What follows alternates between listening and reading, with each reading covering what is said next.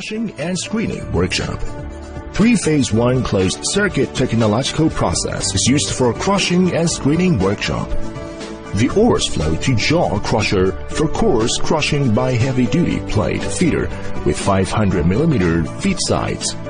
Through cyclical movement of mobile jaw that swings around fixed jaw, materials between two jaws are extruded, which causes crushing effect. The coarse crushing products are transported to double-layer circular vibrating screen for screening by number 1 belt conveyor.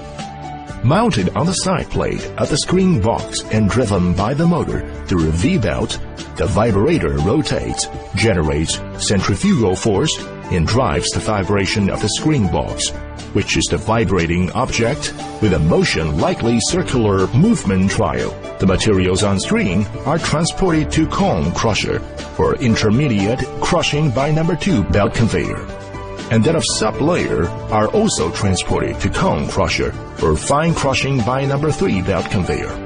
The intermediate and fine crushing product return circular vibrating screen for screening. The acceptable products of sub-layer under screen with -12 mm particle size.